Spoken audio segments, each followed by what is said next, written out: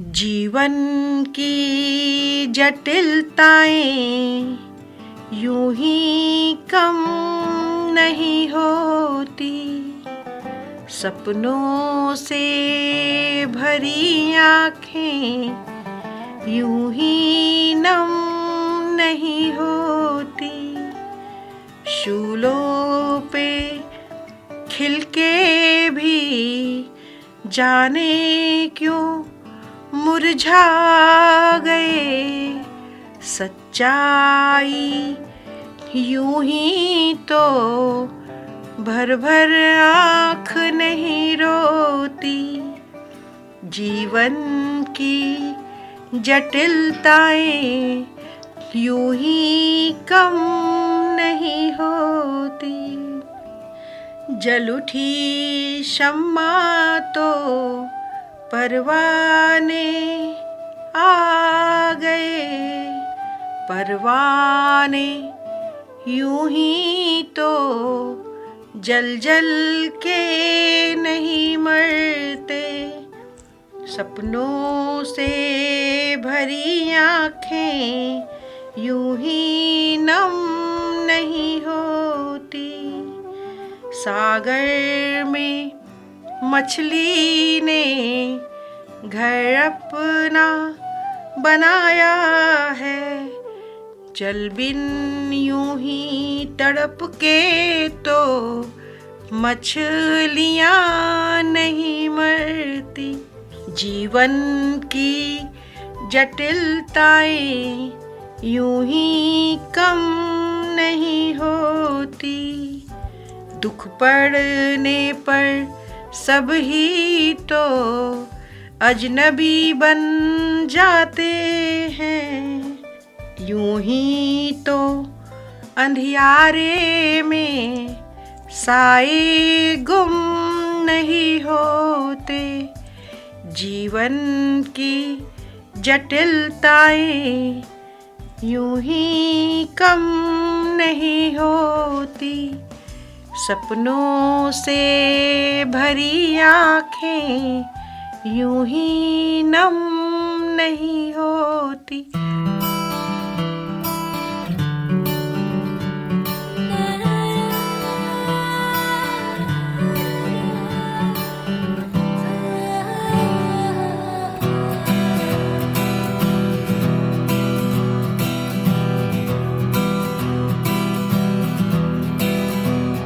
पानी दा रंग वेख के, पानी दा रंग वेख के, पानी दा रंग वेख के अखियां चो अंजूर उड़दे, अखियां चो अंजूर उड़दे।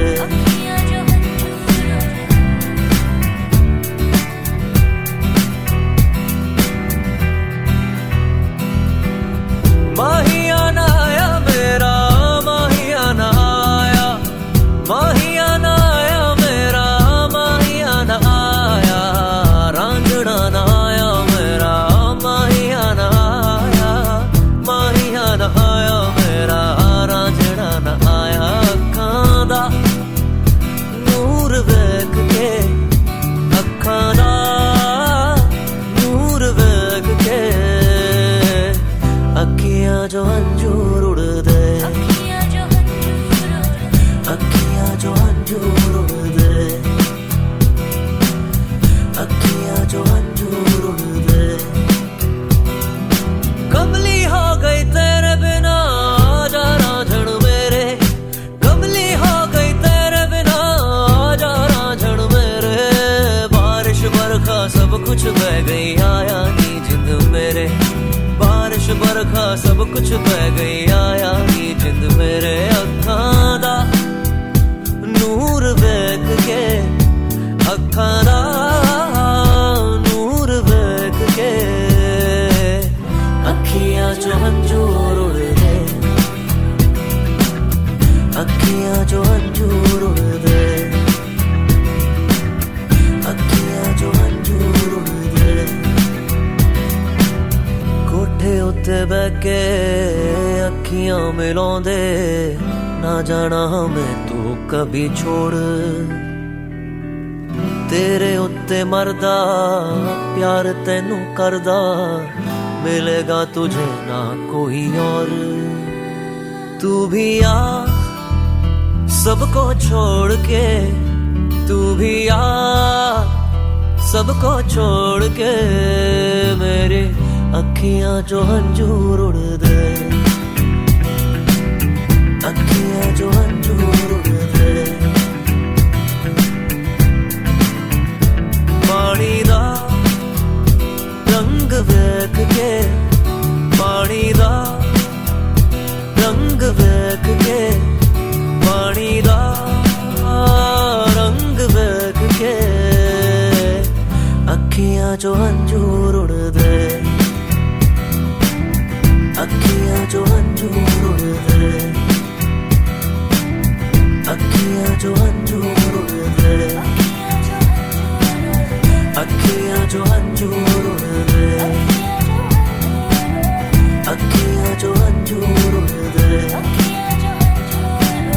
अखियां जो अंजूर उड़ दे, अखियां जो अंजूर उड़ दे। हेलो फ्रेंड्स, आप सुन रहे हैं रेडियो मानव रचना 107.8 FM माधुरी के साथ, और माधुरी हाजिर है आपकी महफिल में एक बार फिर से सृजन लेकर। और दोस्तों, जैसा कि आप जानते हैं, हम लेकर आते हैं आपके लिए उन सेलिब्रिटीज को जिन्हें चाहते हैं आप, प्रश्नों की बौछार उन पर की जाती है जो चाहते हैं आप, और बदले में आपको मिलती है सतरंगी इंद्रधनुषी रूपी गीतों की बौछार जो हमारे सेलिब्रिटी सुनकर लाते हैं आपके लिए। वो हो सकते हैं आलामारा से लेकर आज तक की रिलीज फिल्म के गीत, गजल, भजन, देशभक्ति, फिल्मी, गैर फिल्मी, कुछ भी। शर्त सिर्फ इतनी कि वो हमारे सेलिब्रिटी की पसंद के हो, और ऑफ कोर्स आपको तो पसंद आएंगे ही, क्योंकि आपके लिए आपके प्रिय सेलिब्रिटी ही तो चुनकर लाते हैं संगीत की आकाश गंगा से सितारे रूपी गीत। और दोस्तों, अगली बार आप अपनी महफिल में किस सेलिब्रिटी को चाहते हैं, आप मुझे बता सकते हैं SMS करके या कॉल करके 8010781078 पर। कैसा लग रहा है आपको सृजन और रेडियो मानव रचना भी, ये भी आप मुझे बता सकते हैं SMS करके या कॉल करके 8010781078 पर। और दोस्तों, आज हम जिस बेहद खास मेहमान को आपसे मिलवाने के लिए लेकर आए हैं, आप हैं कहानीकार, कवित्री, शिक्षाविद। बहुत बड़े बड़े सम्मानों से उनको नवाजा गया है। बहुत लंबी लिस्ट है दोस्तों। सुदर्शन रत्नाकर जी। सुदर्शन जी, स्टूडियोज में आपका बहुत बहुत बहुत बहुत स्वागत है। धन्यवाद माधुरी जी। सुदर्शन जी, आपने बहुत लंबा इंतजार करवाया। खैर, देर आए दुरुस्त आए तो सही। बिल्कुल। सुदर्शन जी, जो हमारे दोस्त आप लोगों से जानना चाहते हैं, सबसे पहले यही कि आपके लेखन की शुरुआत कब, क्यों, कैसे हुई, आपका प्रेरणा स्रोत क्या रहा? सुदर्शन जी। धन्यवाद माधुरी जी। बड़ी लंबी फरिश्त है प्रेरणा स्रोत की, और कैसे कब हुआ, क्या बात। लेकिन सबसे पहले मुझे ऐसा याद आता है, मैं बहुत छोटी थी और मेरी एक कज़न थी जी, वो देख नहीं पाती थी, लेकिन उन्होंने जो देख नहीं पाते उनकी कल्पना बहुत ज़्यादा होती है। वो मुझे बचपन में कहानियाँ सुनाती थी, राजा रानी की कहानियाँ सुनाती थी, और मुझे बहुत शौक होता था सुनने का। मैं बड़े चाव से उनके काम भी इसीलिए करके देती थी कि आप मुझे कहानी सुनाएंगे। तो रात होते ही वो कहानियों का दौर शुरू हो जाता था, और मैं सबसे बड़ी बात ये होती थी कि कहानी सुनते हुए मैं उन महलों की, उन पात्रों की कल्पना करती थी कि ये महल है, ये पात्र हैं, कैसे हैं। धीरे धीरे मैंने उन महलों में अपने पात्र करने शुरू कर दिए। मेरे रोंगटे खड़े हो रहे हैं आपकी बात सुन के। तो बहुत काल्पनिक मेरे पात्र होते थे, और मैं लिख तो पाती नहीं थी, ऐसे ही विचार आते थे कि ऐसे ही मेरे जैसी कहानी सुनाई है, मैं भी कहानी लिखूं। तो जैसे जैसे पढ़ना लिखना शुरू किया, ये मेरा शौक बढ़ता गया कहानी पढ़ने का। और मेरे इस शौक को देखकर मेरे बड़े भैया, जो मुझसे काफ़ी बड़े हैं, उन्होंने देखा तो उस समय की जो पत्रिकाएं थी, नंदन, चंदा मामा, पराग ऐसे मुझे लाकर देते थे और मैं उन कहानियों हमें को भी अपना पढ़ती थी। बचपना याद आ गया। हाँ, बस उस समय फिर थोड़ी बड़ी हुई तो उन्होंने मुझे साप्ताहिक हिंदुस्तान, धर्मयुग, नवनीत, सारिका ऐसी पत्रिकाएं भी लाकर वेरी दी। नॉस्टैल्जिक। दोस्तों, मैं आपको ये बता दूं, आप केंद्रीय विद्यालय में शिक्षिका रही हैं और मैं केंद्रीय विद्यालय के अलुमनाई हूँ, तो इनकी बातें ऐसा लग रहा है मेरे सामने मेरी टीचर बैठी, बल्कि लग क्या रहा है ही वो। तो बस फिर धीरे धीरे ये कल्पनाएं बढ़ती गईं। मैं शायद कक्षा 8 या 9 में थी, तो हिंदी मिलाप उस समय बहुत एक वीर प्रताप और हिंदी मिलाप समाचार पत्र हुआ करता था, जिसमें बच्चों का एक कोना होता था। उसमें एक बार उन्होंने एक अधूरी कुछ पंक्तियां दी और अधूरी कहानी को पूरा करना था, तो मैंने उस कहानी को पूरा कर दिया। सौभाग्य से वो मेरी कहानी प्रथम आ गई। क्या बात है, क्या बात है। मुझे वो उत्साह मेरा बढ़ा कि मैं लिख सकती हूँ। फिर वही, क्योंकि बड़े भैया प्रेरित करते रहते थे, पढ़ने के लिए कहते रहते थे, तो उन्हें भी लगा कि मैं कर सकती हूँ। बस फिर वहाँ से शौक हुआ, बच्चों के लिए लिखना शुरू कर दिया। कुछ घरेलू जैसे होता है, घर में भी मेरे दादाजी कवि थे। क्या बात, आप नाम लेना चाहेंगे उनका? उनका नाम था मानिक चंद बजाज, श्री मानिक चंद बजाज। हम उनको सलाम करते हैं। वो उस समय के बहुत केवल कवि ही नहीं थे, वो सितार वादक, गायक भी थे। आपके खून में कला है। हाँ, बस खून में वो ऐसा हो गया। तो बहुत प्रेरणा मिली और धीरे धीरे मैंने लिखना शुरू कर दिया। और फिर उसके कुछ समय पश्चात ही मैंने एक लंबी कहानी लिखी, पहली कहानी शीला। मेरी उस कहानी का पाठकों की ओर से बहुत मुझे उत्साह मिला। मेरे पास कई पत्र आए। तो ऐसे कुछ कई बार ऐसे स्थितियां हो जाती हैं, परिस्थितियां कि आदमी लेखन की शुरुआत यूं हो गई। और इसी मोड़ पर मैं गुजारिश करूंगी, एक कवित्री भी आप हैं, हमारे दोस्तों को अपनी एक रचना दे दीजिए। ज़रूर, मैं एक कविता आपको सुनाऊंगी। जी, स्वागत। मैं आज़ाद हो गई, टूटती रही मैं घर में रखे कांच के बर्तनों की तरह। क्या बात है। टूटती रही मैं घर में रखे कांच के बर्तनों की तरह, जिनकी आवाज कम और किरचनें ज्यादा हुई। क्या बात है। जिनकी आवाज कम और किरचें ज्यादा हुई, दिल से बहा खून और आंखें नम हुई। घर में न खिड़की थी कोई और ना था जीना, घर में न खिड़की थी कोई और ना था जीना, बंद थे दरवाजे, चिल्लाती भी तो कौन सुनता, चिल्लाती भी तो कौन सुनता, आवाजें क्या हुआ जो निकासी के रास्ते बंद थे। क्या बात है। क्या हुआ जो निकासी के रास्ते बंद थे, पर जो रोका तो था, पर जो रोका तो था, जहाँ रोशनी दिख रही थी, और मैं आजाद हो गई, और मैं आजाद हो गई। क्या बात है। तो ये नारी की स्थिति को तुम्हारे पास पड़ा है।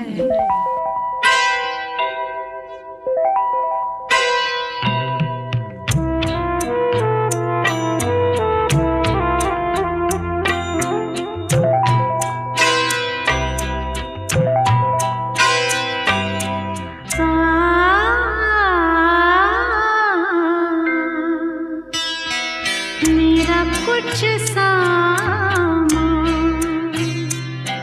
तुम्हारे पास पड़ा है, मेरा कुछ सामान तुम्हारे पास पड़ा है। ओ सावन के कुछ भीगे भीगे दिन रखे हैं,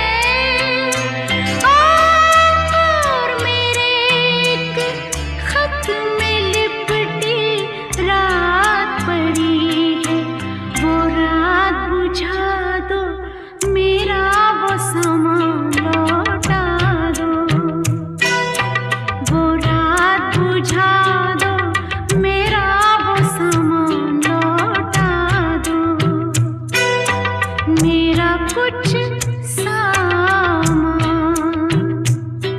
तुम्हारे पास पड़ा है। ओ सावन के कुछ भीगे भीगे दिन रखे हैं, और मेरे एक खत में लिपटी रात पड़ी है। वो रात बुझा दो, मेरा वो सामान लौटा दो। पतझड़ है कुछ, है ना?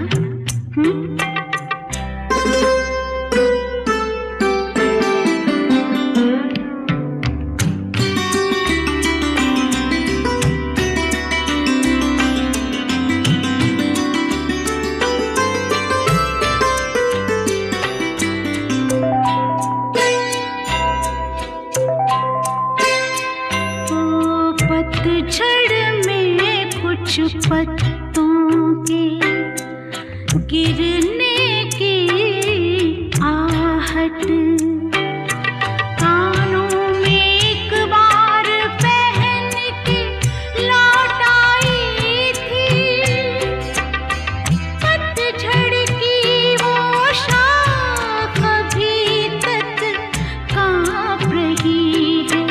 वो शाख गिरा दो, मेरा वो सामान लौटा दो।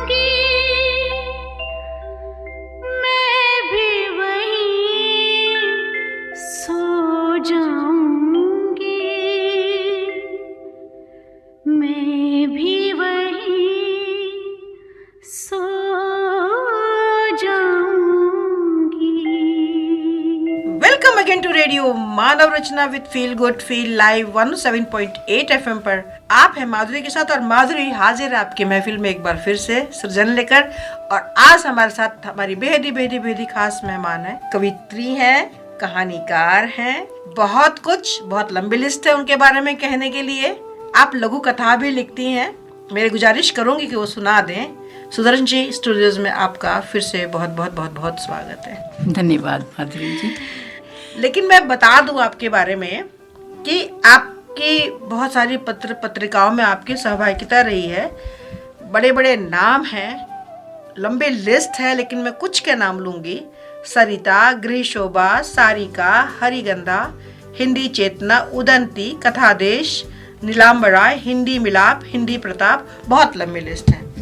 सुदर्शन जी, मेरी गुजारिश होगी कि आप हमारे दोस्तों को अपने सफ़र के बारे में बताइए थोड़ा सा। जैसे कि मैंने अभी आपको बताया था कि जब प्रकाशित एक कहानी हो गई तो मेरा उत्साह बढ़ता गया। इसके साथ ही क्योंकि सहयोग घर से मिलता था। तब वो समय था, आज से बरसों पहले, आप तब तक पैदा भी नहीं हुए जी होंगे। आपने मुझे बताया था कि जिस साल मेरा जन्म हुआ था उस साल आपने जॉब ज्वाइन किया था केंद्रीय विद्यालय में। तो उस समय ज़्यादा लेखक नहीं हुआ करते थे और ख़ास तौर पे लेखिकाएं कम होती थी। अब अपने पूरे शहर में, छोटा शहर था, इतना छोटा भी नहीं, फिर भी इन्हें गुने लेखक थे और मैं उनके बीच में थी। पर एक उत्साह होता है ऐसा समय शुरू में कि हम प्रकाशित हों और करें। मैंने सबसे पहले जैसे बताया था, हिंदी मिलाप में मैंने कहानी भेजी और वहाँ मेरा कहानियाँ प्रकाशित होती रहीं। और ऐसा कभी तो होता था कि पत्र आ जाता था, तब फ़ोन का ऐसे चलन नहीं था कि आप अपनी कहानी भेजिए। कभी भूल से नाम भी रह जाए लिखना तो उन्हें पता चल जाता था कि किसने लिखा है। क्या बात तो है। वो फिर पूछते थे कि प्रकाशित कर दी जाए। तो उस समय के जो बड़े लेखक थे उनके साथ प्रकाशित होती थी कहानियाँ। अच्छा लगता था। मैं तो अभी छोटी थी, लेकिन बड़े लेखकों के साथ प्रकाशित होना, एक मंच पर साझा करना, हाँ, बहुत अच्छा लगता था। तो उसके पश्चात फिर मुझे मेरा उत्साह बढ़ा। बहुत सारी पत्रिका होती थी, अम्बालिका, हिंदी जगत, वीर प्रताप, सारिका, सरिता, मैंने इन सब में भेजना शुरू कर दिया। क्या बात है। तो उसमें प्रकाशित हो जाती थी। फिर थोड़ा सा हुआ कि मैं क्यों ना रेडियो पर भी करूं। मैंने वहाँ कहानी भेजी तो मेरी वहाँ पर भी प्रकाशित हो गई। सुदर्शन जी, गुजारिश करूंगी, आपने वादा किया था कि आप लघु कथा सुनाएंगी हमारे दोस्तों को। जरूर। और रेडियोस के लिए दिया है, उसके बारे में तो हम आगे बात करेंगे ही, लेकिन हमारे रेडियो पर भी कहानी सुना दी। हाँ बिल्कुल, मैं एक लघु कथा सुनाती हूँ आपको, जिसका शीर्षक है शुद्ध जात। जी। माँ जी मेरे पास रहने के लिए आ रही थी। उनको नहलाना, धुलाना, घुमाना, कपड़े लत्ते, खाना, सब काम मुझे ही करने होंगे। थोड़ा कठिन लगा, इसलिए मैंने मेड ढूंढनी शुरू कर दी, पर कोशिश करने पर भी कोई मिली ही नहीं। तभी पता चला गली के सफाई कर्मचारी की 15-16 वर्ष की लड़की है। उससे बात की तो वह उसे काम पर भेजने के लिए तैयार हो गया।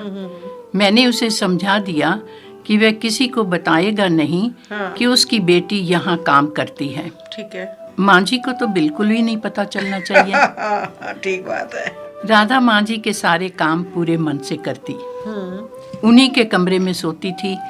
माँ जी खुश थी और मैं निश्चिंत। क्या बात है। उस दिन राधा का भाई घर पर आ गया। कोई रिश्तेदार आए थे और उसकी माँ ने उसे घर बुलाया था। क्या बात है। उसके भाई से माँ जी को पता चल गया कि राधा कौन सी जाति की है। मैं माँ जी के सामने जाने से डर रही थी कि उनकी क्रोधाग्नि का सामना कैसे कर पाऊंगी। वह ठहरी जात पात छुआछूत में विश्वास रखने तथा नित्य नियम करने वाली महिला। उन्होंने मुझे बुलाया। मैं डरते डरते उनके पास गई। उन्होंने पूछा, बहू तुम जानती थी कि राधा कौन जात है? जी माँ जी, मैंने संक्षिप्त सा उत्तर दिया, कोनो बात नहीं बहू, जब अपने सेवा ना कर सकें तो परायों की कौन जात, जो सेवा करे वही शुद्ध जात। क्या बात है, क्या बात है। मिलो न तुम तो हम घबराए, मिलो तो आँख चुराए, हमें क्या हो गया है। मिलो न तुम तो हम घबराए, मिलो तो आँख चुराए, हमें क्या हो गया है, हमें क्या हो गया है।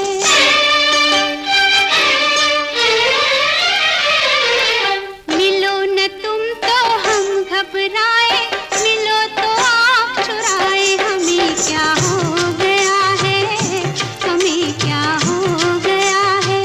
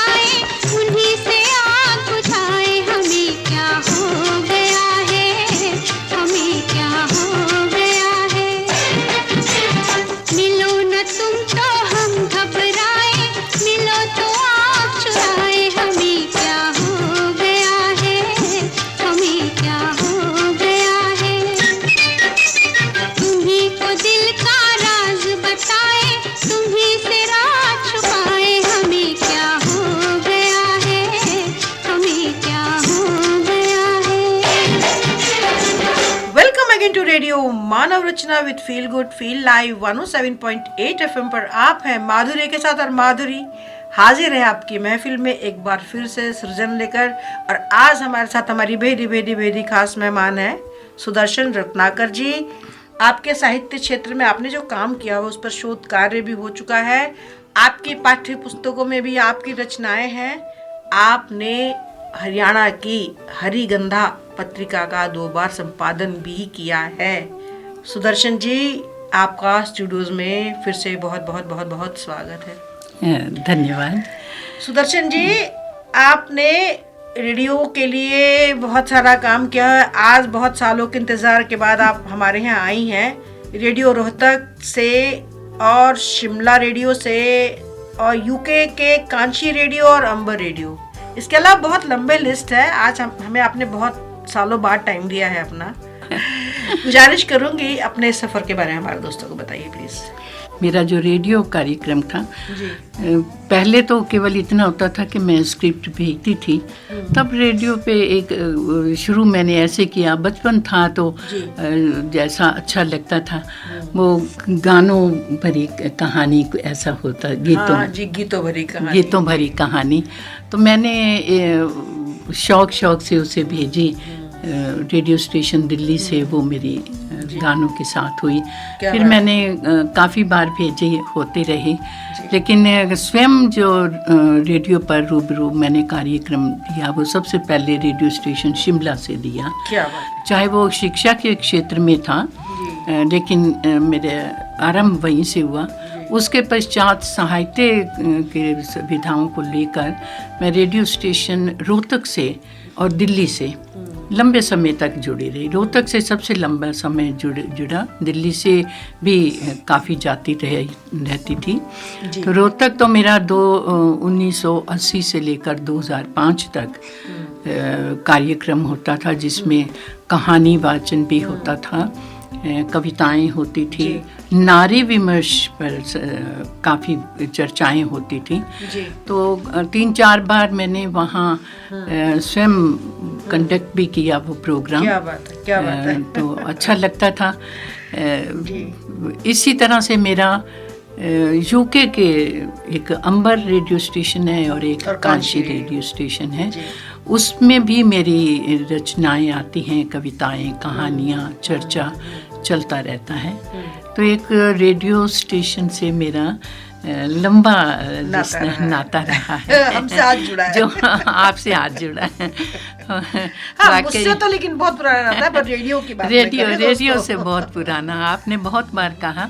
दोस्तों, जैसा कि आप जानते हैं मैं भी कवित्री हूँ, इसलिए सुदर्शन जी से हमारा बहुत पुराना वैसे भी नाता है, बिकॉज वो हमारे स्कूल की टीचर रही हैं।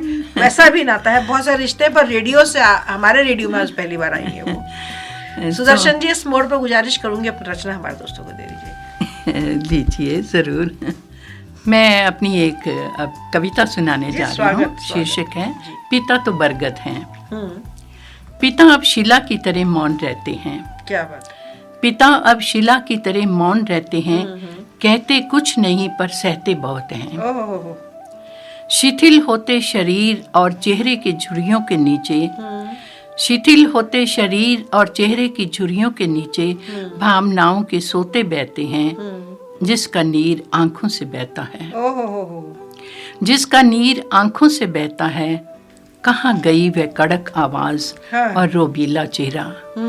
कहाँ गई वह कड़क आवाज और रोबीला चेहरा, चमकती आंखें जिन्हें देख खौफ से भर जाता था मैं, जिन्हें देख खौफ से भर जाता था मैं।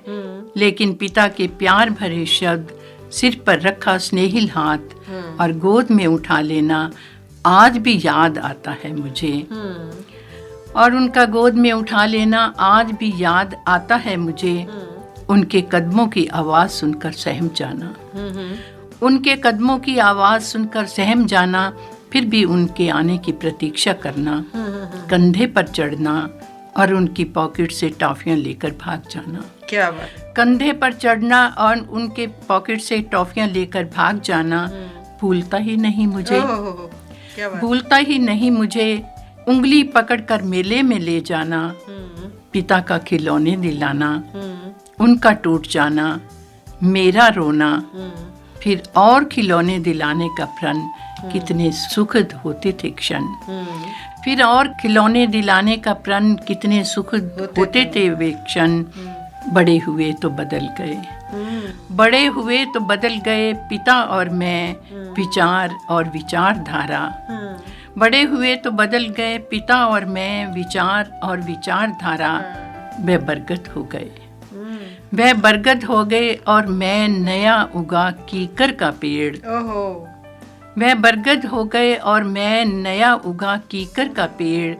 मैं उनके खामोश आंखों के खत पढ़ नहीं पाता, मैं उनकी खामोश आंखों के खत पढ़ नहीं पाता। बुलाने पर भी पिता के पास नहीं जाता, पर वे आज भी अपनी छाया के आगोश में लेने के लिए बाहें फैलाए बैठे हैं। पर वे आज भी अपनी छाया के आगोश में लेने के लिए बाहें फैलाए बैठे हैं। लेकिन मेरी ही क्षितिज को छूने की अंतहीन यात्रा स्थगित ही नहीं होती। लेकिन मेरी ही क्षितिज को छूने की अंतहीन यात्रा स्थगित ही नहीं होती। ना मैं बच्चों का हुआ, ना पिता का हुआ, ना मैं बच्चों का हुआ, ना पिता का हुआ। और वे बरगद की छाया प्रतीक्षा करते करते थक गई है। प्रतीक्षा करते करते थक गई है। अब मेरे भी बाल पकने लगे हैं, अब मेरे भी बाल पकने लगे हैं। मेरे भीतर भी जगने लगा है ऐसा ही एहसास। अब मेरे भी बाल पकने लगे हैं, मेरे भीतर भी जगने लगा है ऐसा ही एहसास। मैंने जो बोया था वही तो काटूंगा, मैंने जो बोया था वही तो काटूंगा।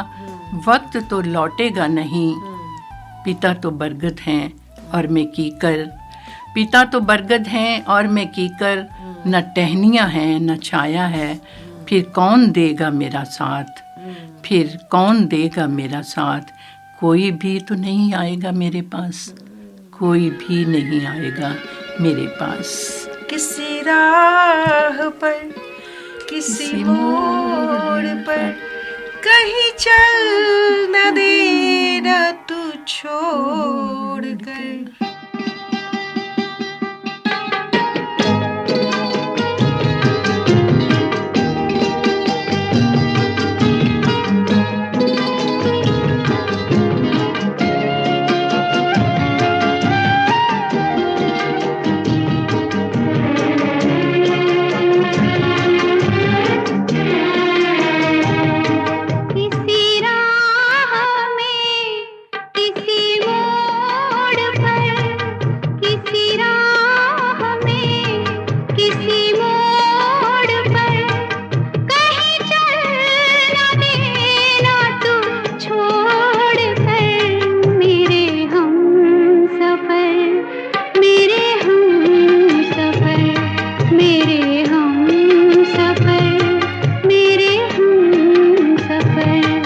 किसी हाल में, किसी बात पर, कहीं चल न देना तू छोड़ कर।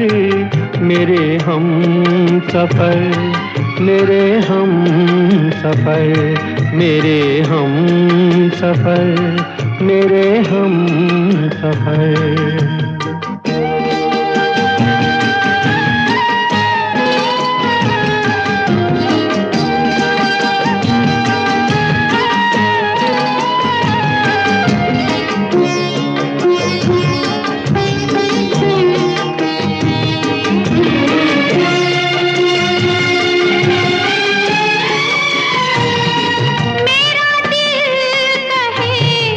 कहीं ये न हो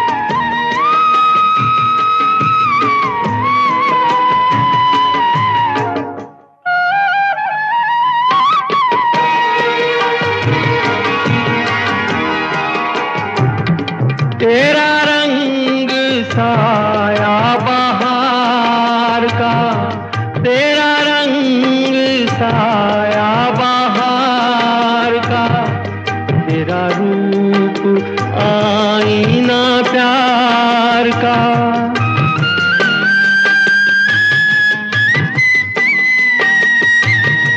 तुझे आ नजर में छुपा लूं मैं, तुझे लग न जाए कहीं नजर, मेरे हम सफर, मेरे हम सफर, मेरे हम सफर, मेरे हम सफर।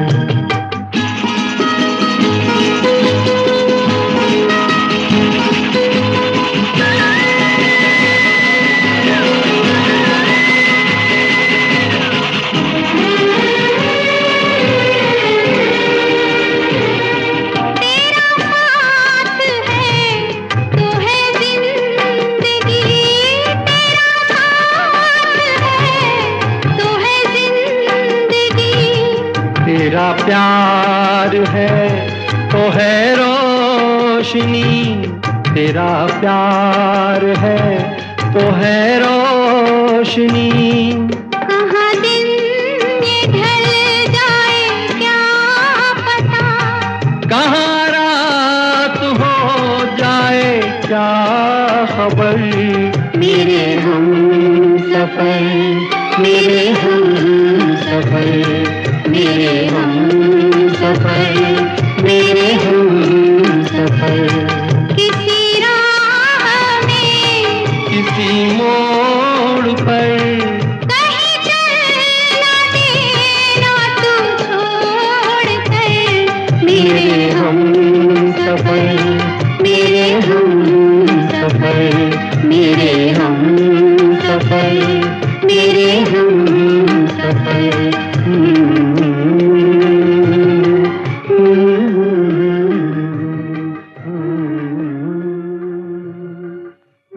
Welcome again to radio Manav Rachna with feel good feel live 107.8 FM पर आप हैं माधुरी के साथ, और माधुरी हाजिर है आपकी महफिल में एक बार फिर से सृजन लेकर।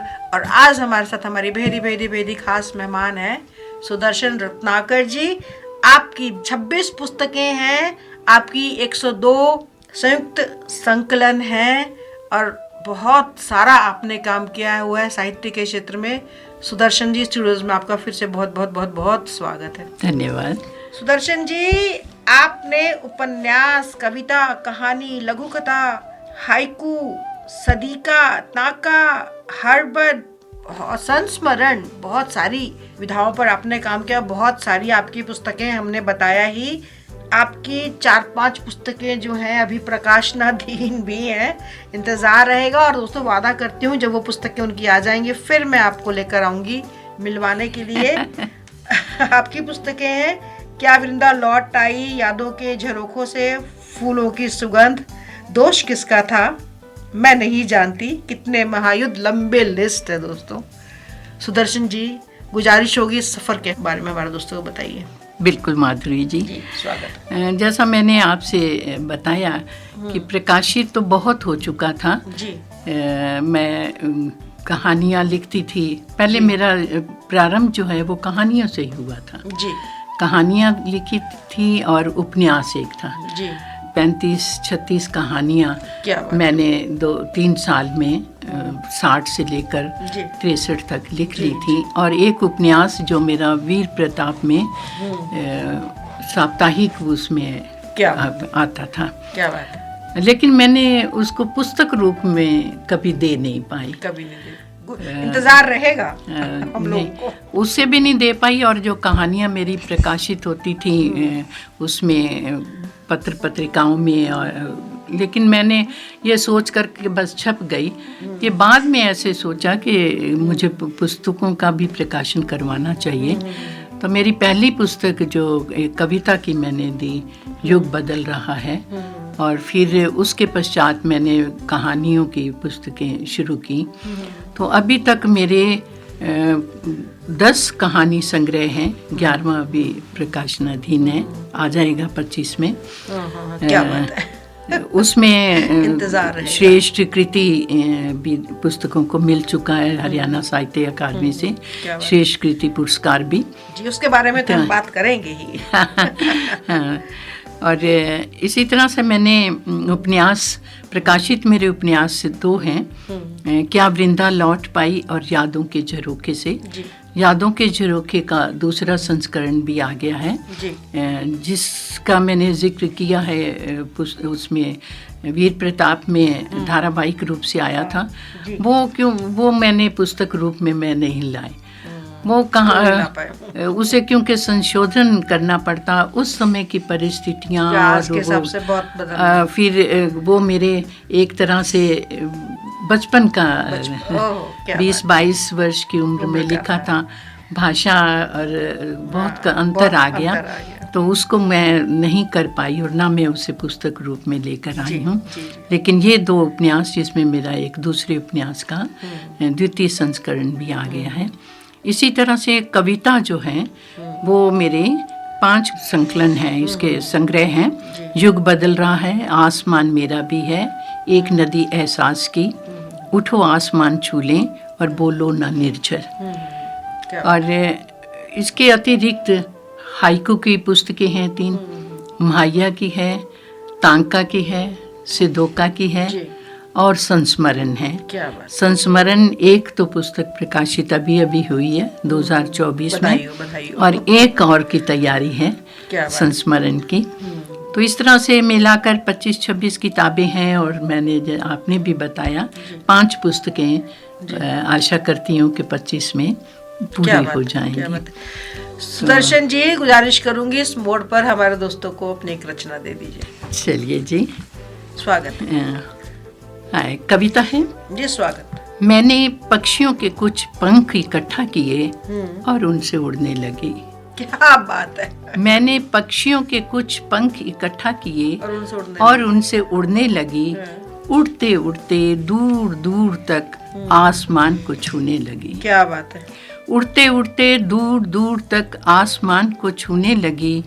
नीचे धरती पर रहने वाले लोग मुझे बौने से दिखाई देने लगे। क्या बात है। नीचे धरती पर रहने वाले लोग मुझे बौने से दिखाई देने लगे।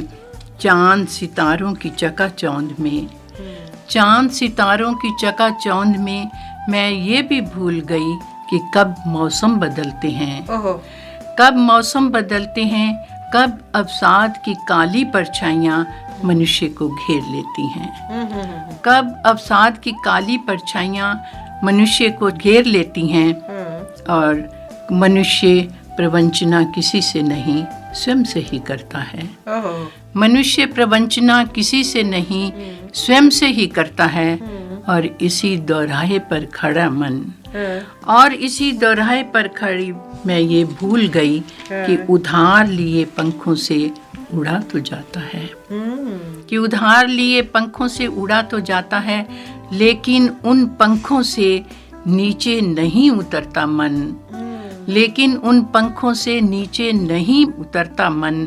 तीरों से बिधकर गिराया जाता है, तीरों से बिधकर गिराया जाता है। आगे भी जाने न तू, पीछे भी जाने न तू।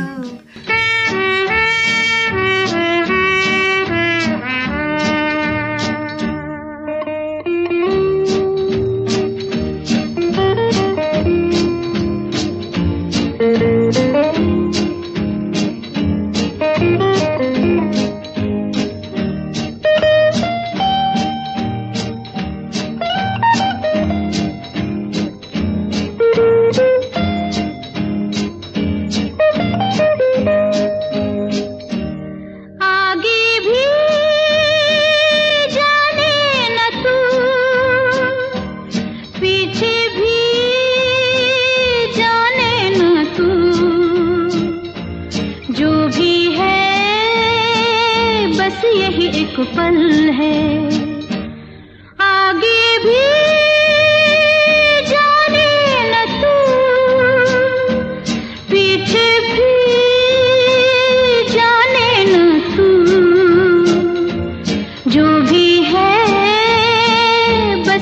यही एक पल है, आगे भी जाने न तू।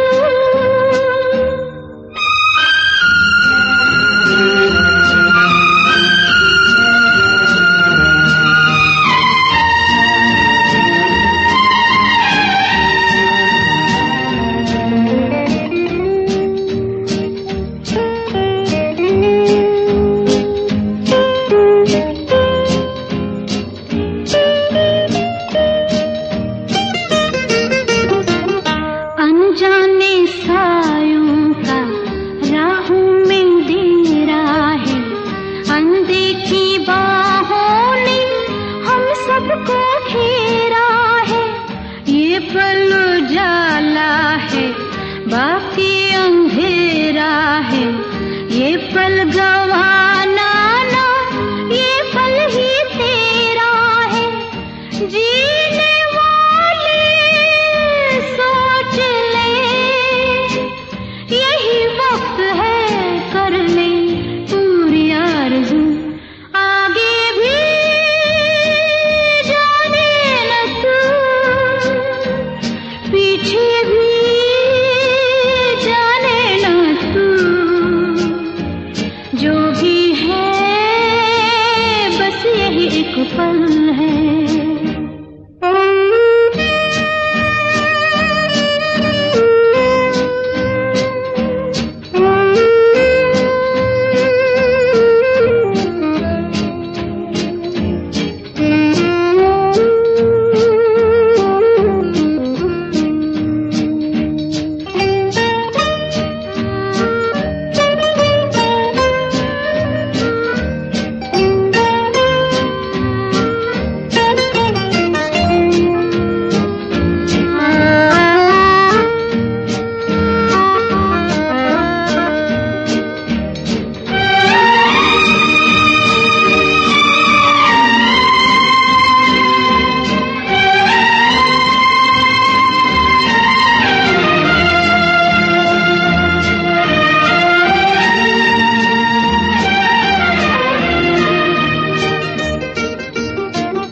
इस पल के जलवों ने महफिल सवारी है, इस पल के गर्मी ने धड़कन उभारी है।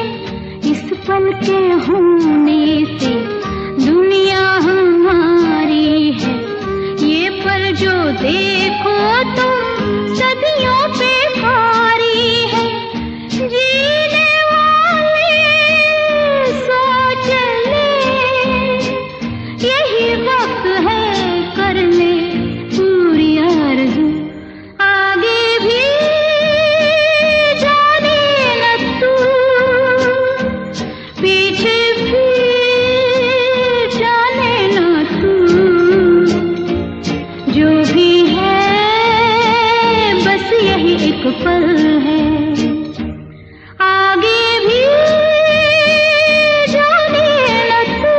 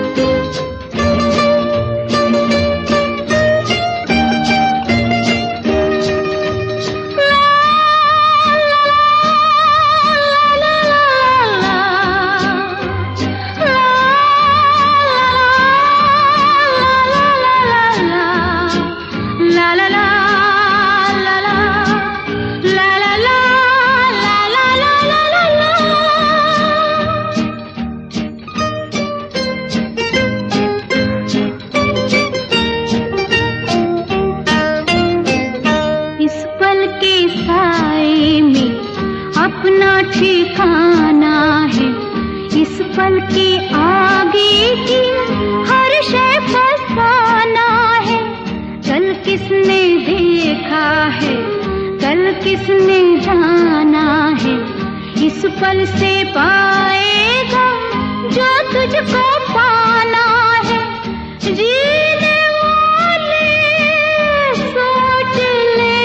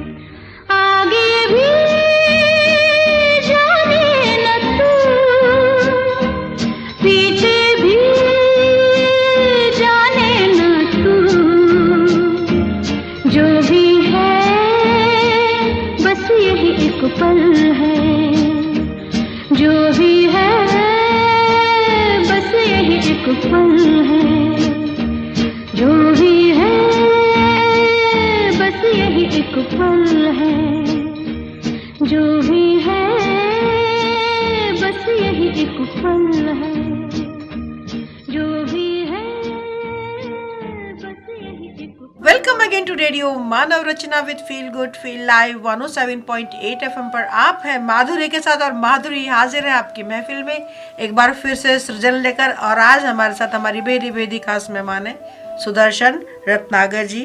सुदर्शन जी, स्टूडियोज में आपका फिर से बहुत बहुत बहुत बहुत स्वागत है। धन्यवाद। सुदर्शन जी, आप जुड़ी रही कई संस्थाओं से के साथ, बहुत लंबे लिस्ट है, तो कुछ के नाम मैं लेना चाहूंगी। हिंदी साहित्य भारती के आप उपाध्यक्ष हैं हरियाणा इकाई की, पहचान नारी संस्थान की आप संरक्षक हैं, मानव सेवा समिति से आप बहुत एक्टिवली जुड़ी हुई हैं। आपके साहित्य पर अनुवाद भी बहुत सारा हुआ है।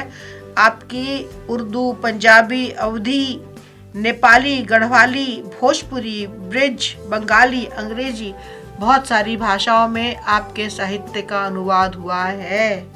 सुदर्शन जी, गुजारिश होगी इस सफ़र के बारे में हमारे दोस्तों को बताइए आप प्लीज। जहाँ तक अनुवाद का प्रश्न है जी, बहुत सारी रचनाएं, पुस्तक रूप में तो नहीं ऐसे, लेकिन रचनाएं मेरी बहुत सारी, जिसमें कहानी भी अनुवादित हुई है और साथ साथ लघु कथा, कविताएं, तांका, हाइकू, सिद्धोका। क्या बात देखिए कितनी विधाओं में लिखती हैं आप। तो इसमें बहुत सारी रचनाएं अलग अलग भाषाओं में अनुवादित हुई हैं। उसमें है उर्दू है, पंजाबी, सिंधी, अवधी, नेपाली, अंग्रेजी, गढ़वाली, भोजपुरी, क्या बात है, ब्रज, बंगाली, क्या बात है। इनमें रचनाएं अनुवादित हुई हैं और अच्छा लगता है कि केवल अपनी ही हिंदी भाषी जानने वाले नहीं पढ़ते,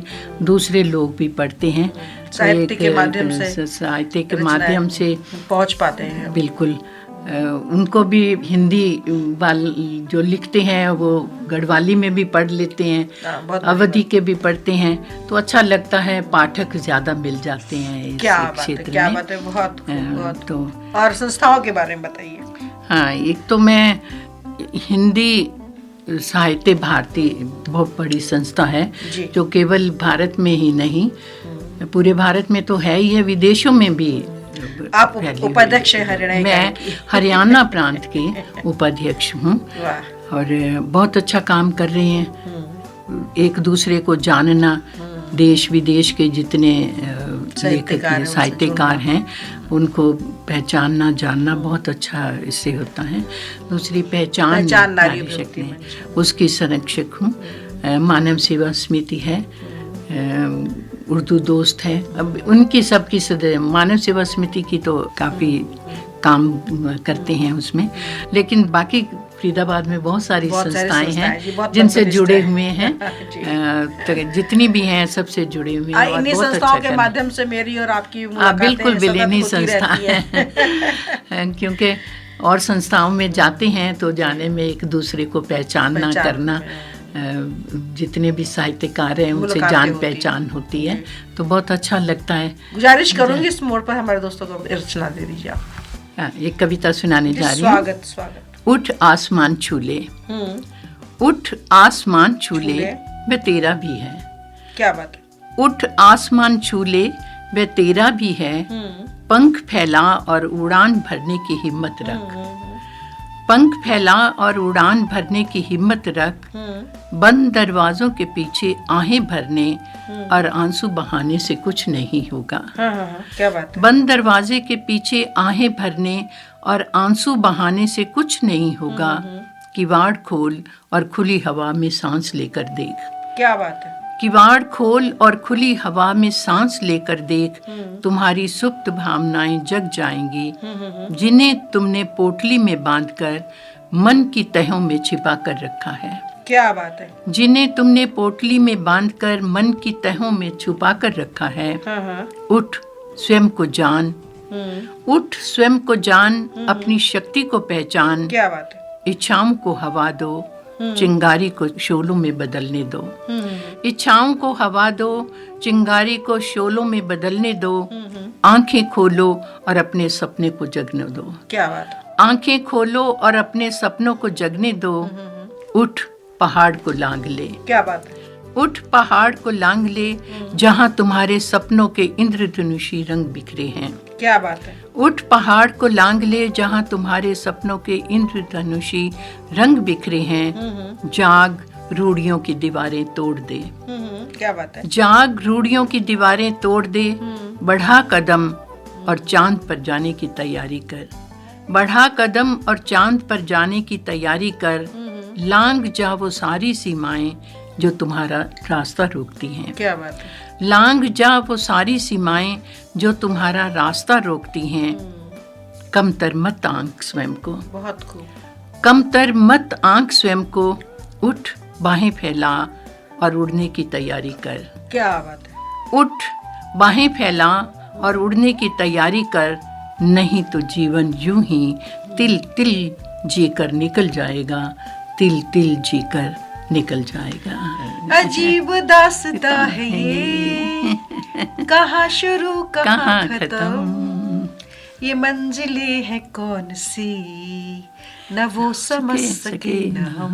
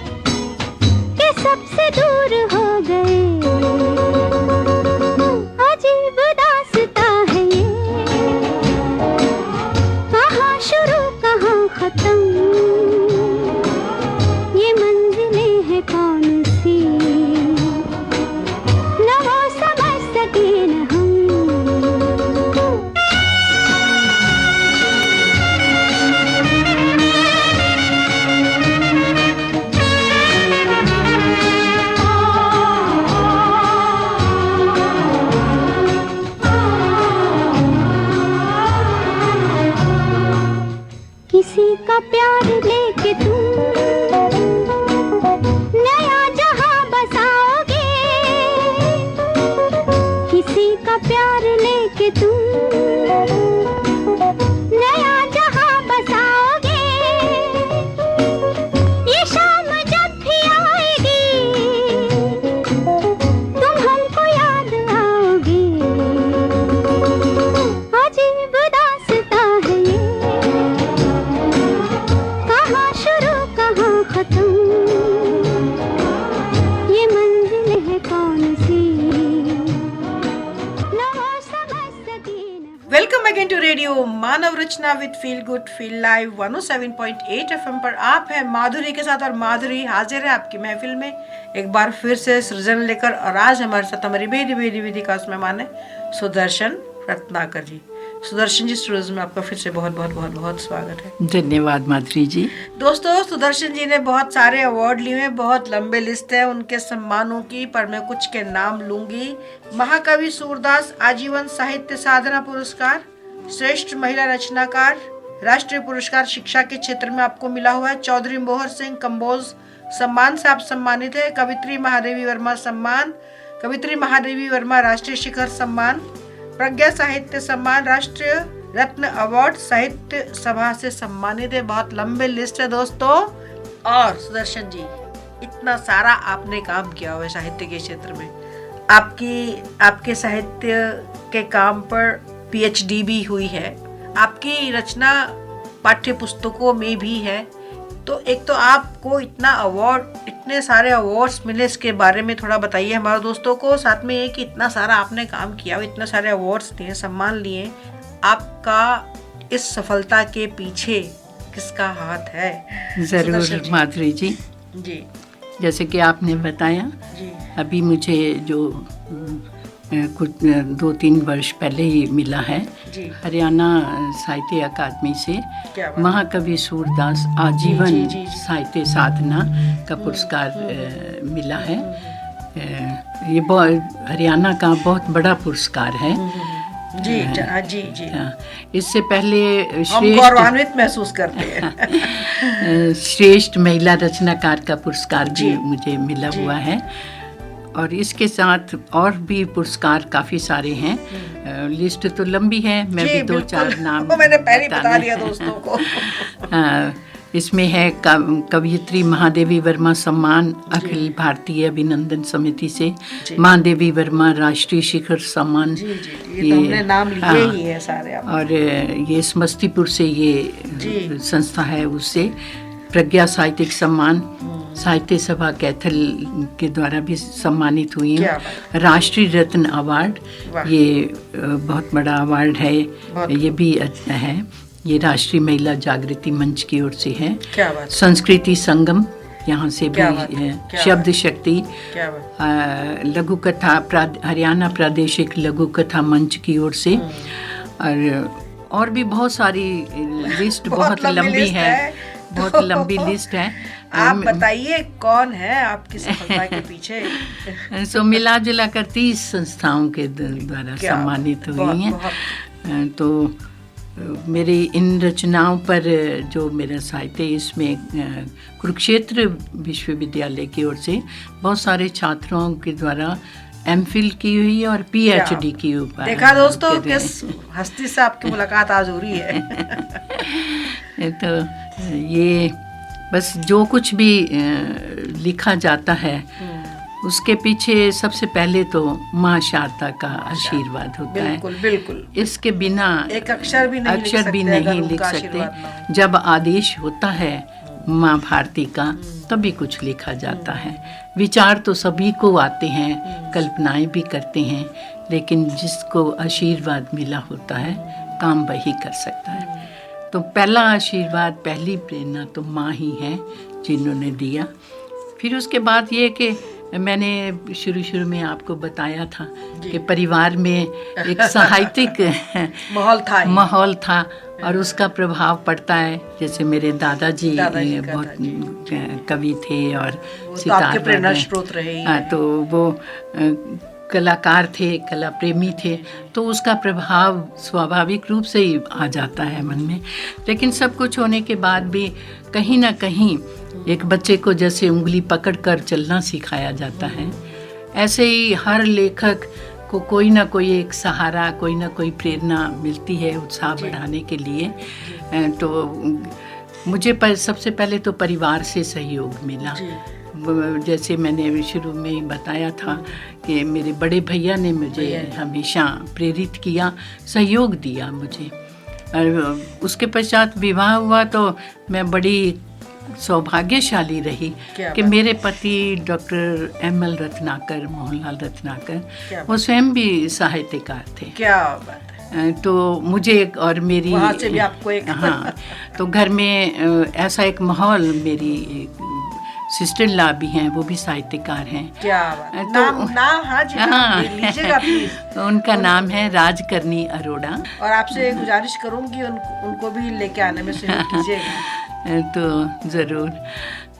तो ऐसा मुझे माहौल मिला, ये मेरा सौभाग्य रहा। नहीं तो कई बार ऐसे होता है विवाह के पश्चात ससुराल में पसंद भी नहीं करते, कुछ समय भी नहीं दे पाते। लेकिन मैं इस मामले में तो मेरे पति मेरे पहले पाठक होते थे और आलोचक होते थे। क्या बात है। मैंने तो कुछ समय के लिए छोड़ दिया लिखना, लेकिन उन्होंने ही मुझे प्रेरित किया।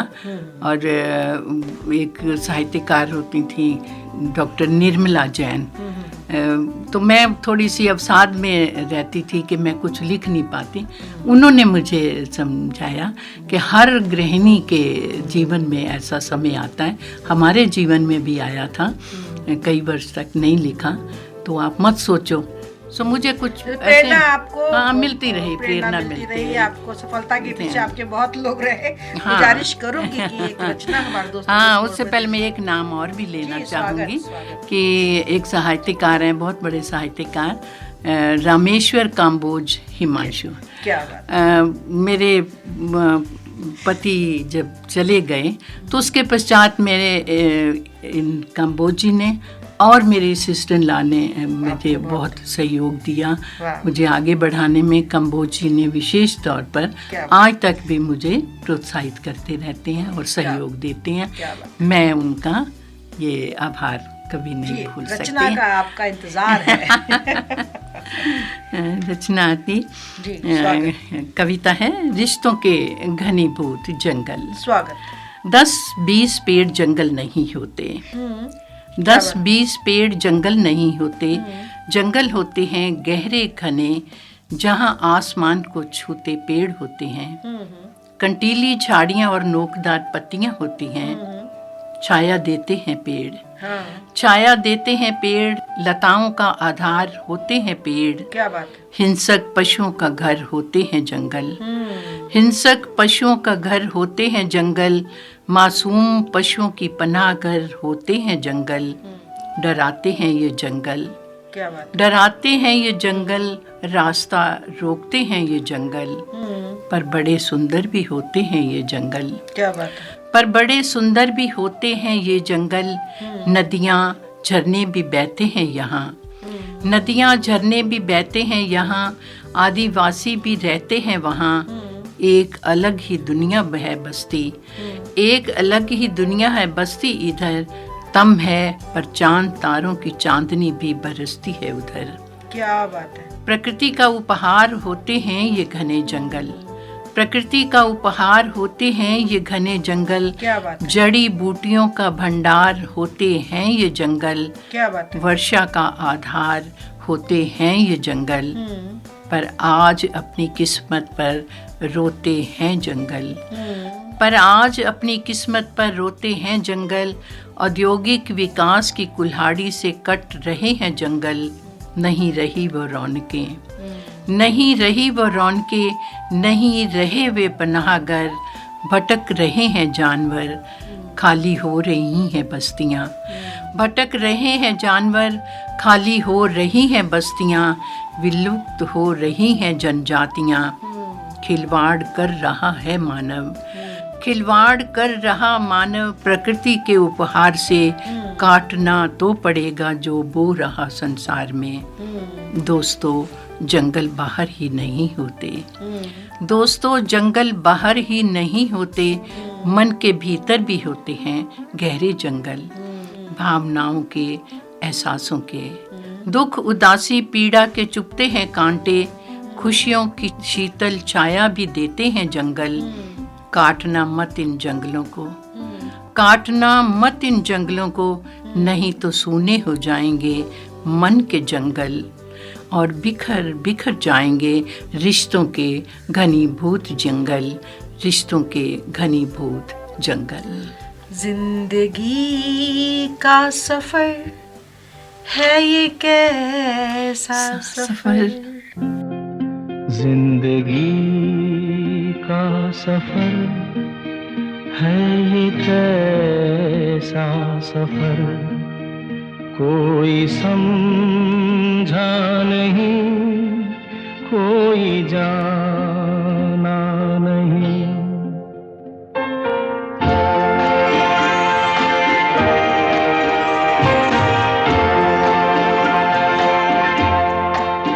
जिंदगी का सफर है ये कैसा सफर, कोई समझा नहीं, कोई जाना नहीं। है ये कैसी डगर, चलते हैं सब मगर, कोई समझा नहीं, कोई जाना नहीं। सुदर्शन जी बहुत देर से आए हमारे स्टूडियोज, बहुत सालों बाद आए, देर भी क्या। आपका मैं किन शब्दों में शुक्रिया अदा करूं, मेरे पास शब्द नहीं है। आपका बहुत बहुत बहुत बहुत धन्यवाद। आपका आभार माधुरी जी, आप इतने स्नेह से हमेशा मिलने पर कहती रहीं, और ये मेरी ही गुस्ताखी थी कि मैं इतने विलम्ब से आई। उसके लिए पहले आ जाना चाहिए था। अब मुझे कहना पड़ेगा, वो शख्स जो तुमसे जो कर मिला होगा, यकीनन उसका कद तुमसे बड़ा होगा। बहुत बहुत धन्यवाद। और दोस्तों, हमारे शो को लगातार सुन रही हैं राधा अग्रवाल जी, वीनू, मीनू, वत्स, प्रियम, नीतू, चंचल, सीमा, पूनम, बबीता, प्रभात, राघवेंद्र। बहुत लंबी लिस्ट है दोस्तों। आप भी मुझे बता सकते हैं कैसा लग रहा है आपको रेडियो मानव रचना और सृजन भी।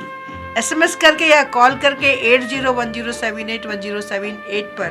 सो keep listening radio Manav Rachna. Feel good, feel live. जिंदगी को बहुत प्यार हमने दिया,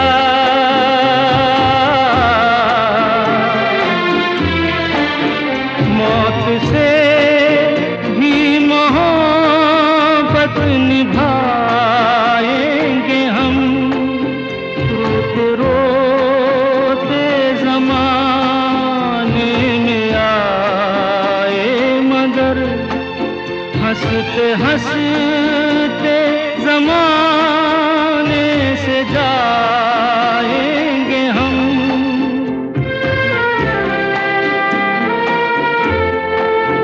जाएंगे पर किधर है किसे ये खबर, कोई समझा नहीं, कोई जाना नहीं।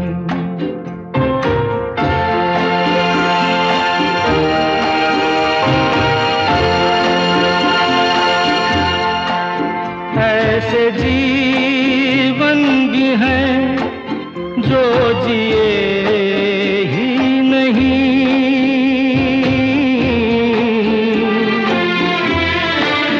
जिनको जीने से पहले ही मौत आ गई। फूल ऐसे भी हैं जो खिले ही नहीं, जिनको खिलने से पहले फिजा खा गई।